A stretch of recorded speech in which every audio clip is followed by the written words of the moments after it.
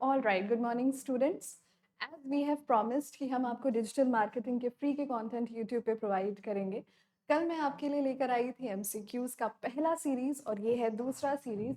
एक और सीरीज बनेंगे एमसीक्यूज के, तो हम मैक्सिमम ऑब्जेक्टिव क्वेश्चंस को कवर कर लेंगे और उसके साथ ही साथ मैं आपके लिए लेकर आऊँगी, क्योंकि कुछ कॉलेजेस में जैसा मुझे पता चला है और जैसा मेरी जानकारी में आया है कि कुछ कॉलेजेस में इसके वाइवा होंगे, यानी ओरल एग्जामिनेशंस लिए जाएंगे, कंडक्ट किए जाएंगे।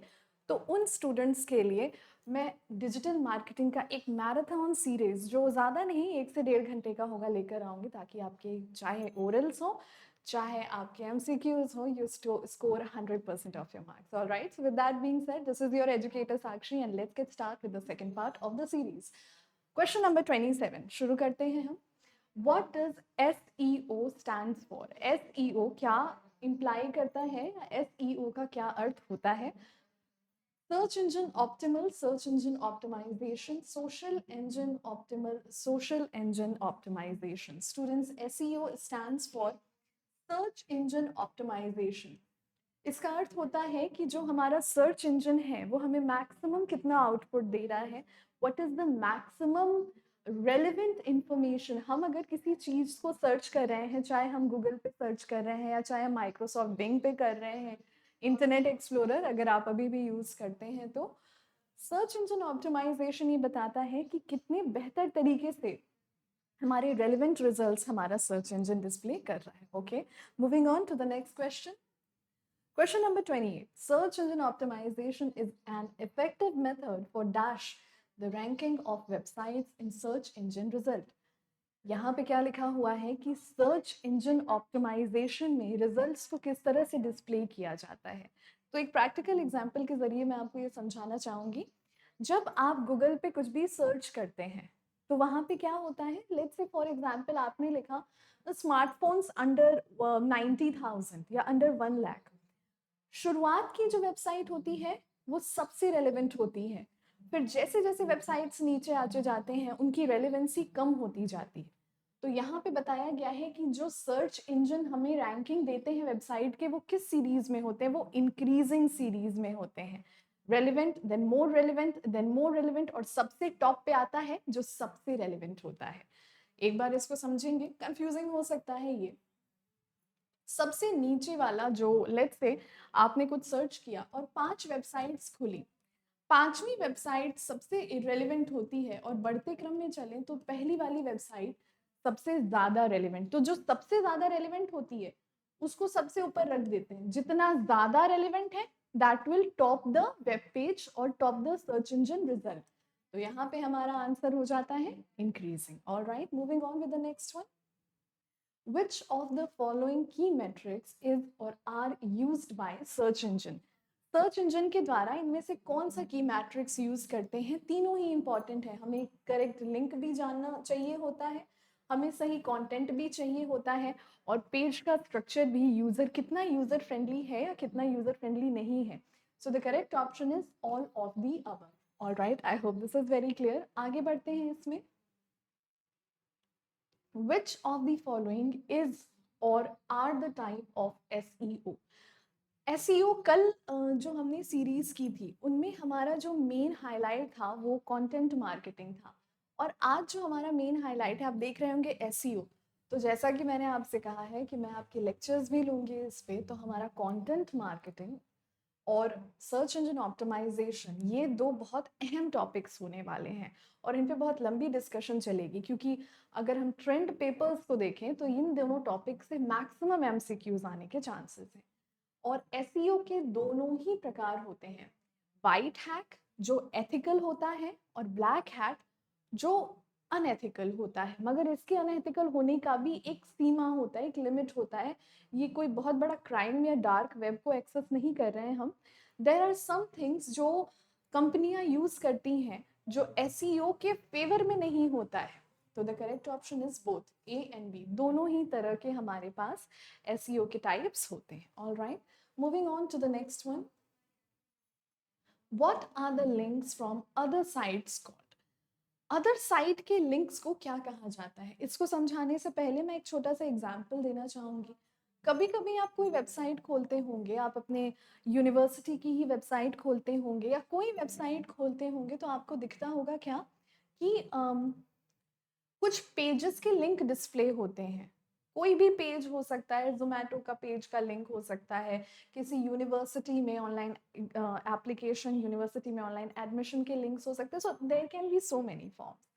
इन लिंक्स को क्या कहा जाता है? मतलब अगर किसी एक पेज पे, किसी एक वेब पेज पे ऐसा कोई लिंक डिस्प्ले हो रहा है, तो उसको हम कहते हैं बैकलिंक। तो the C is the correct, B1 backlinks, that is the correct option. ठीक है, आगे बढ़ते हैं। इसमें क्वेश्चन नंबर 32 देखेंगे। Search engine works in the following stages: crawling, indexing, retrieval, all of the above। Search engine का काम करने के जो तरीके होते हैं वो 3 फॉर्म में होते हैं।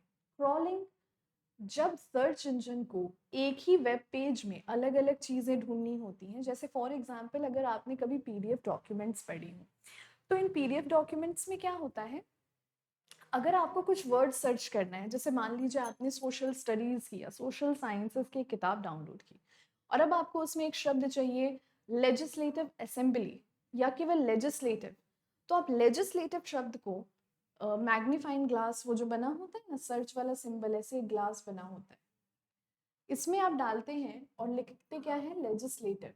तो जब आप उसमें लेजिस्लेटिव लिखते हैं, तो वो पूरे पेज में से जहां जहां भी, मतलब पूरे डॉक्यूमेंट में से जिधर जिधर भी लेजिस्लेटिव शब्द का इस्तेमाल किया गया है, वो आपको ढूंढ के देगा। ठीक है, तो यहाँ पे इसको कहते हैं क्रॉलिंग। जब सेम पीडीएफ या सेम डॉक्यूमेंट में हम सर्च करते हैं, क्रॉलिंग।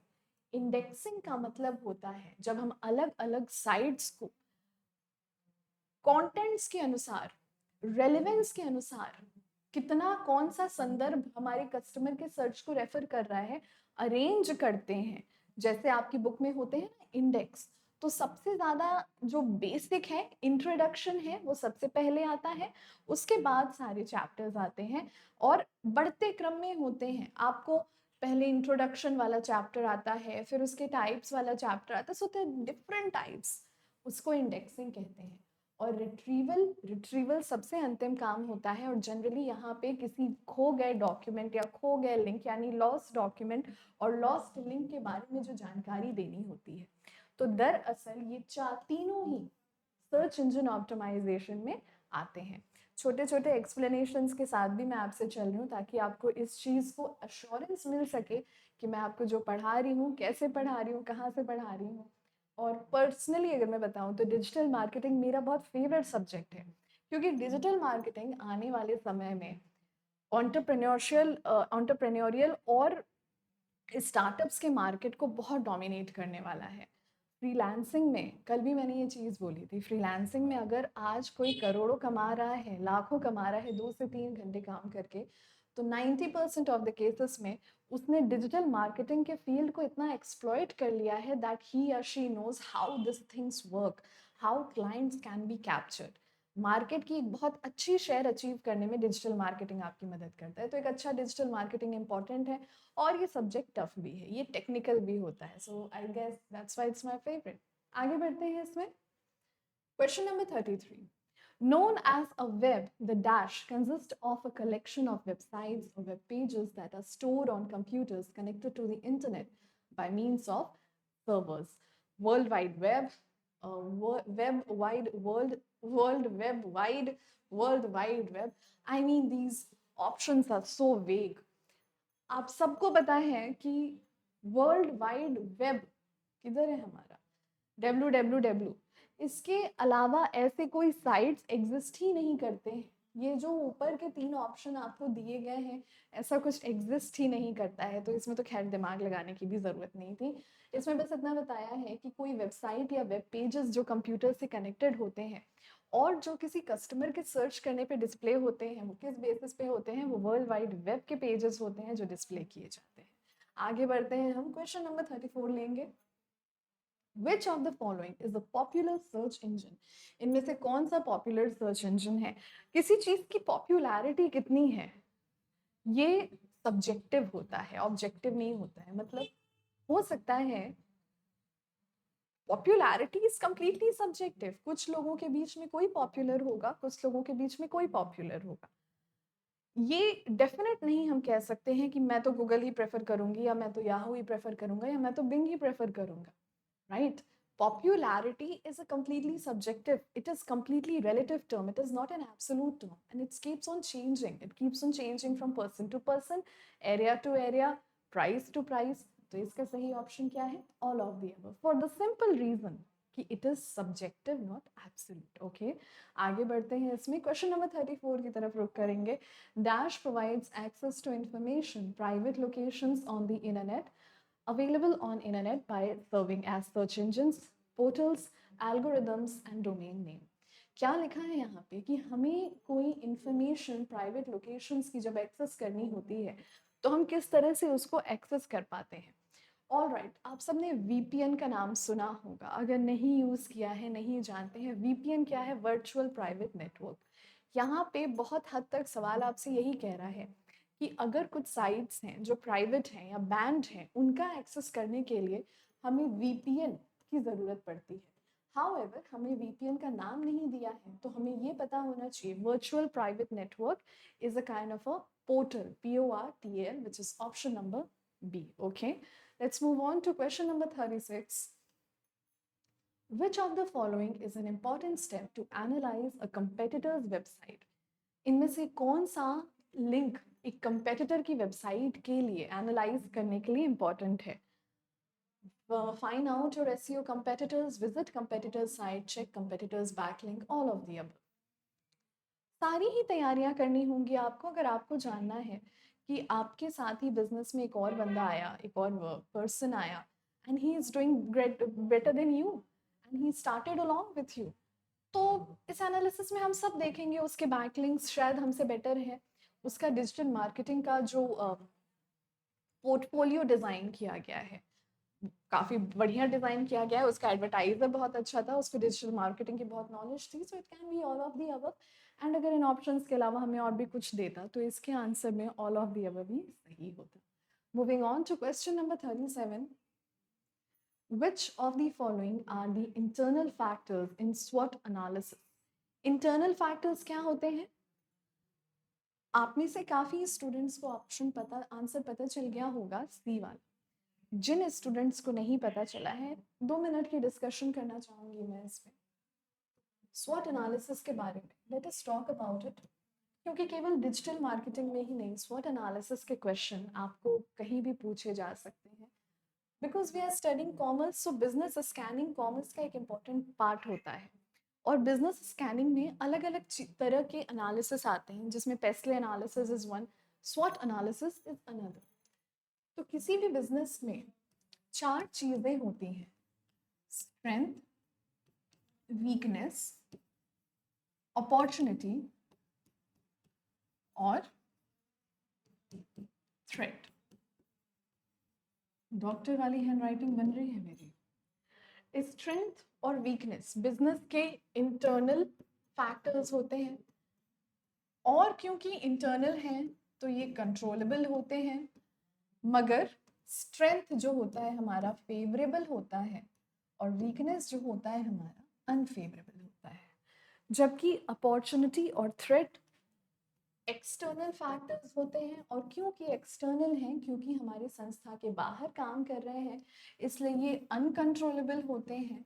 और अगर अनकंट्रोलेबल होते हैं तो एक्सटर्नल हैं, जो हमारे वश में है वो इंटरनल है, जो हमारे वश में नहीं है वो एक्सटर्नल है।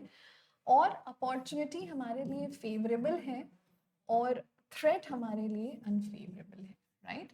सो ये स्वॉट एनालिसिस भी बिजनेस स्कैनिंग का एक पार्ट होता है, जैसे पेस्ले एनालिसिस होता है। I hope you know what is PESTLE analysis. अगर आपको नहीं पता है कि पेस्ले एनालिसिस क्या होता है तो आप कमेंट सेक्शन में बता दीजिएगा, मैं एक शॉर्ट अपलोड करके डाल दूंगी उस पर, राइट?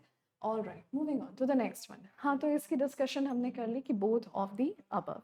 आगे बढ़ते हैं इसमें। Question number 38। Which of the following comes under the keyword research tools? इनमें से ऐसा क्या है जो कीवर्ड रिसर्च टूल्स में इस्तेमाल किया जाता है? कीवर्ड रिसर्च टूल कहने का अर्थ होता है स्टूडेंट्स, जब हमारी जो कंपनी होती है वो कीवर्ड्स, जैसे फॉर एग्जांपल मैंने कल इस बारे में बात की थी और कल का लेक्चर भी हमारे सीरीज़ पे अपलोडेड है। आई होप आपने किया होगा। अगर नहीं किया है तो मैं एक बार इसको समझा देती हूँ। कीवर्ड्स का मतलब होता है हमारे जो भी प्रोडक्ट्स हैं, जैसे आप अगर इंस्टाग्राम या एक्स का यूज़ करते होंगे तो वहाँ पे आपके प्रोडक्ट से रिलेटेड आप हैशटैग्स करते होंगे, राइट? अब ये हैशटैग्स जो होते हैं वो एक रेलेवेंट कंटेंट को दिखाते हैं। जैसे अगर मैं ये लेक्चर अपलोड करती हूँ तो हम लोग क्या करते हैं, इसको कहते हैं हैशटैग डिजिटल मार्केटिंग। यानी विश्व में कोई भी स्टूडेंट डिजिटल मार्केटिंग की क्लासेस को या एमसीक्यूज को अगर ढूंढ रहा है तो व्यूअर्स रेजोनेशन और कस्टमर रिस्पॉन्स के बेसिस पर उसका ये वीडियो शो करे। जितना ज़्यादा व्यू उतना ज़्यादा ये वीडियो ऊपर जाएगा एंड आई होप आप व्यूज़ बढ़ाएंगे मेरे। Semrush is the correct answer. Semrush एक ऐसी वेबसाइट है स्टूडेंट्स, आप चाहें तो इस लेक्चर के बाद गूगल कर लीजिएगा, अभी नहीं, इस लेक्चर के बाद छोटा सा लेक्चर होना है ये, उसमें भी डिस्टर्ब हो जाएंगे। सेमरश का इस्तेमाल किया जाता है कब? सेमरश एक ऐसी वेबसाइट है, एक ऐसा लिंक है जो आपको आपके प्रोडक्ट से रिलेटेड ट्रेंडिंग कीवर्ड्स क्या हैं आपको बता के देता है। लेट्स से फॉर एग्जांपल मेरी कंपनी है और हम लोग ये बॉटल्स की प्रोडक्शन करते हैं। एक बहुत ही वर्ल्ड क्लास लेवल का प्लास्टिक यूज़ कर रहे हैं, इसका कैप काफ़ी इंसुलेटेड है प्लास्टिक की बॉटल होने के बावजूद। इसकी ये कैपेसिटी है कि कम से कम 2 घंटे तक पानी को ठंडा या गर्म को गर्म रख सके। तो हमें इस प्रोडक्ट को जब लॉन्च करना है अपने इंस्टाग्राम पे, हम क्या करेंगे, सेमरश का इस्तेमाल करेंगे और हम देखेंगे, लिखेंगे कीवर्ड्स फॉर बॉटल्स या कीवर्ड फॉर प्लास्टिक प्रोडक्ट्स। उन 10 कीवर्ड से या उन 20 कीवर्ड से जिनसे ऐसे प्रोडक्ट पे सबसे ज़्यादा व्यूज़ आ रहे हैं, सबसे ज़्यादा ऑर्डर्स आ रहे हैं, सेमरश हमको वो हैशटैग्स ढूंढ के देगा और हम जब अपनी प्रोडक्ट को ऑनलाइन पोस्ट करेंगे तो सेमरश द्वारा सजेस्टेड कीवर्ड्स के द्वारा उसको पोस्ट करेंगे, उसके हैशटैग्स लिखेंगे जो सेमरश ने हमें सजेस्ट किया है, जिससे कस्टमर रेजोनेशन बढ़ के आएगी। Alright, moving on to the next question 39th. In order to optimize the content, one should focus on title tags, meta description, meta keywords, all of the above. Definitely all of the above. हमारे लिए title tags का भी होना important है। Description में जो चीज़ें दी गई हैं क्या वो कस्टमर को इंटरेस्ट कर पा रही हैं? कभी कभी कस्टमर के पास आपके पूरे प्रोडक्ट के ब्रोशर को, पूरे जंकेट जो आप बना के डाल रहे हो, जंकेट मतलब 2 से 5 मिनट का वीडियो जो आप अपने प्रोडक्ट के इंट्रोडक्शन के लिए, वो उतना टाइम नहीं होता है हमारे कस्टमर के पास। तो हम एक डिस्क्रिप्शन लेके देते हैं। कभी कभी ये डिस्क्रिप्शन एआई जनरेटेड होता है, कभी कभी इस डिस्क्रिप्शन को हमारी टीम बैठ के लिखती है। तो ये मेटा डिस्क्रिप्शन क्या है, मेटा कीवर्ड्स क्या है, या तीनों ही? एक्चुअली तीनों ही इंपॉर्टेंट है। तीनों क्यों? इसमें कई सारे फैक्टर्स हैं जो अभी हमें मेंशन नहीं किया है। तो the correct option is all of the above. Alright, moving on to question number 14. Search engine results pages display dash as clickable headlines above website URL. All right, URL का आपको मैंने कल फुल फॉर्म बताया था। URL का जो abbreviation है इसका जिक्र किया था आपसे, और ये शायद हमारा लास्ट क्वेश्चन था, यूनिफॉर्म रिसोर्स लोकेटर। ऑलराइट, यहाँ पे हमसे पूछा गया है कि सर्च इंजन पेजेस जो डिस्प्ले होते हैं वो कैसे होते हैं? वो टाइटल टैग्स के जरिए डिस्प्ले किए जाते हैं। ऑलराइट, टाइटल टैग्स वो होते हैं जो सर्च इंजन रिजल्ट को तुरंत जनरेट करके देते हैं। Moving on to question number 41, let's C.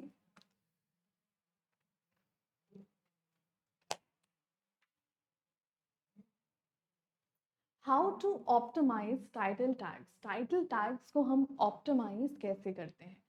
Use keyword separation, don't repeat title tags, don't use websites or company name, all of the above. Title tags यानी वो टैग्स होते हैं हमारे पास, जैसा कि अभी मैंने पहले क्वेश्चन में आपको समझाया, इनमें से तीनों अगर जरूरी, तीनों अगर ना हो तो हमारे टाइटल टैग्स का रेलेवेंस कम हो जाता है। इस वजह से the correct option is all of the above. Moving on to the next question, question number 42. 42nd question हमारा कहता है CRM is a business philosophy that aims at maximising dash in the long run. CRM stands for what? Stands for customer relationship management. ठीक है, तो जो customer का relationship हमको manage करना होता है उसको हम कंपनी के कुछ काफ़ी एक्सपर्ट्स के हाथों में डालते हैं, जो हमारे मार्केटिंग हेड्स होते हैं, जो प्रोवोक करते हैं कस्टमर्स के रिस्पॉन्सेज। और कई बार हम कस्टमर पोटेंशियल ऐसे क्रिएट कर लेते हैं कि हमारी कस्टमर रिलेशनशिप मैनेजमेंट टीम के ज़रिए इन चीज़ों की संभावना हो पाती है। शायद हमारे कंपेटिटर्स हमसे बढ़िया प्रोडक्ट या बढ़िया सर्विसेज दे रहे हैं, but CRM is a very important foundation of a business, जो कस्टमर को बिजनेस से इमोशनली इन्वेस्ट कर देती, इमोशनली इन्वेस्टेड कर देती है उसको। यही बात कही गई है इसमें कि CRM is a business philosophy that aims eight dash well customer value. यहाँ पे हम ऑर्गेनाइजेशन, बिजनेस या सॉफ्टवेयर, ये सारी चीजें they are the work of a technical head. Customer value या कस्टमर रिलेशनशिप मैनेजमेंट ये एक टीम होती है, और इसका जिधर जिक्र आ गया वहाँ पे हमारी रेलेवेंस कस्टमर वैल्यू से होती है।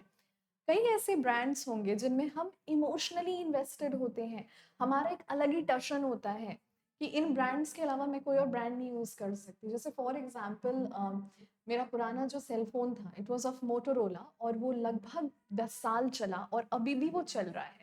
मुझे नया फ़ोन लेना था, और मैं जिस फ़ोन को लेना, वो ऑब्वियसली वो मोटोरोला का ही फ़ोन था जो मैं नया फ़ोन लेना चाहती थी। नाउ सीन क्या था, वो फ़ोन जब तक मार्केट में नहीं आया, मैंने फ़ोन नहीं लिया। I continue using that phone. ये कस्टमर वैल्यू होती है और ये कस्टमर लॉयल्टी होती है, जब कस्टमर किसी ब्रांड के साथ अपनी आइडेंटिटी को एसोसिएट करने लगता है, इमोशनली इन्वेस्ट हो जाता है। ये कस्टमर रिलेशनशिप मैनेजमेंट हमें जनरेट करके देता है। Alright, moving on to the next question 43 on the board. EAI stands for External Authoring Interface, Enterprise Application Integration, Equal Appearing Interval, none of the above. EAI का अर्थ होता है enterprise application integration. जब संस्था के लिए हम डिजिटल मार्केटिंग या content marketing या सर्च इंजन ऑप्टिमाइजेशन के लिए एक ऐसी वेबसाइट बना के देते हैं जो महज उस संस्था के लिए काम करे, वो टेलर मेड होता है, वो कस्टमाइज्ड होता है, तो इसको हम क्या कहते हैं? Enterprise application integration. आगे बढ़ते हैं इसमें 44th क्वेश्चन की तरफ। A successful customer relationship management increases production and profit throughout the system life cycle, business life cycle, customer life cycle। तो मैंने आपको एक ट्रिक सिखा दिया। CRM जिधर भी आए वहाँ पे सही ऑप्शन हमेशा कस्टमर वाला रहेगा। CRM का काम क्या है? Customer life cycle. अब कस्टमर लाइफ साइकिल का ये अर्थ नहीं है कस्टमर के पैदा होने से उसके मरने तक का समय। कस्टमर लाइफ साइकिल का मतलब है हम अपने बिजनेस में एक कस्टमर को कितने बेहतर तरीके से रिटेन कर पाते हैं, कितने लंबे समय के लिए रिटेन कर पाते हैं। कुछ कस्टमर्स होते हैं जिनकी ब्रांड लॉयल्टी उनके जीवन भर रहती है, और कुछ कस्टमर्स होते हैं जो स्विच कर जाते हैं। इसी को क्या दिया गया है? इसी को कस्टमर लाइफ साइकिल का नाम दिया गया है। आगे बढ़ते हैं हम क्वेश्चन नंबर 45 की तरफ। 46 नहीं, 45। Dash combines the information of customers that flow through different departments and customer channel.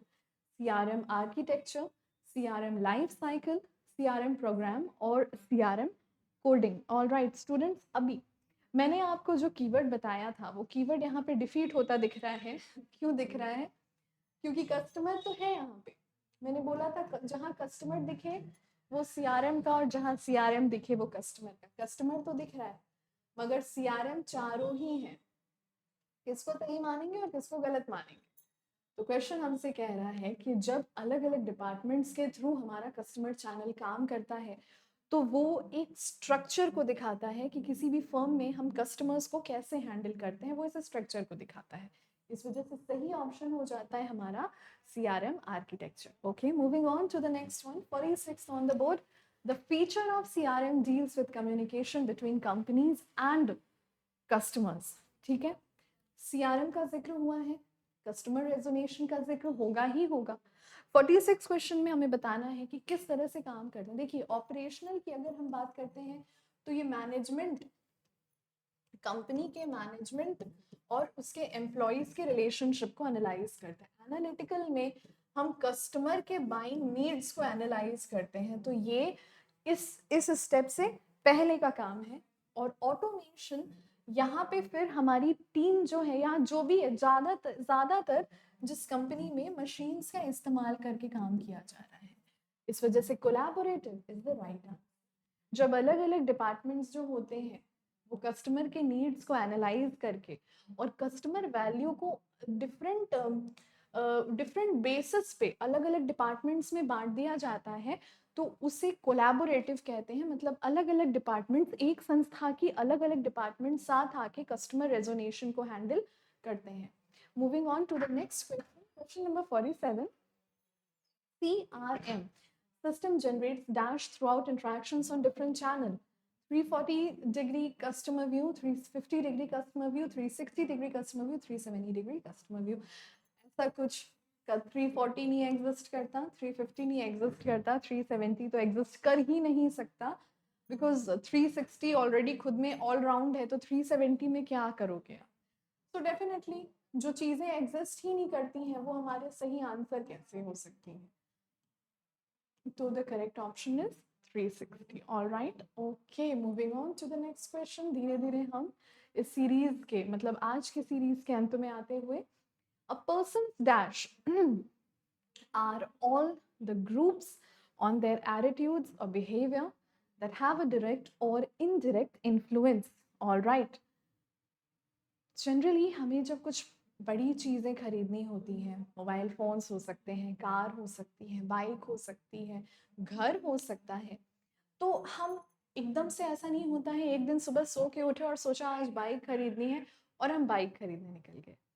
कुछ लोग होते हैं जिनसे हम अपनी राय मशवरा करते हैं, जिनसे हम अपना कस्टमर रिव्यू लेते हैं और देख के बताते हैं कि कहाँ तक वो चीज़ हमारे लिए रेलिवेंट है, कहाँ तक वो हमारे नीड्स को सेटिस्फाई कर रहा है, कहाँ तक अगर हम उस चीज़ को साथ लेके चलें तो हमारा जो डिमांड है उस प्रोडक्ट को लेकर वो एक्चुअली में वर्थ इट है।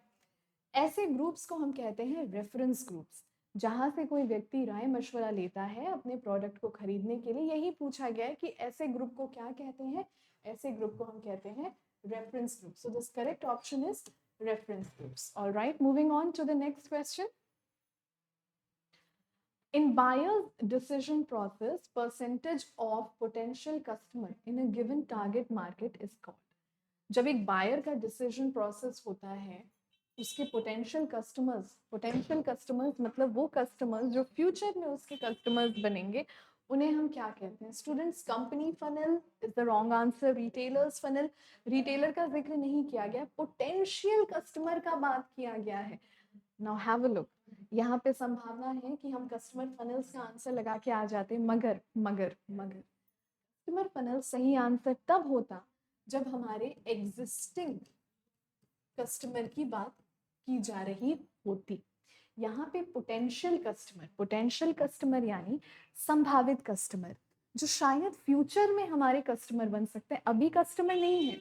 हो सकता है उनके रेफरेंस ग्रुप्स की वजह से, हो सकता है हमारी बढ़ती अच्छी परफॉर्मेंस की वजह से, इट कैन बी एनीथिंग। पर वो व्यक्ति अभी हमारा कस्टमर नहीं है, आने वाले समय में हमारा कस्टमर हो सकता है। ऐसे कस्टमर को हम कहते हैं पोटेंशियल कस्टमर, जिसमें कस्टमर बनने का पोटेंशियल है, उसको हम कहते हैं मार्केटिंग फनल।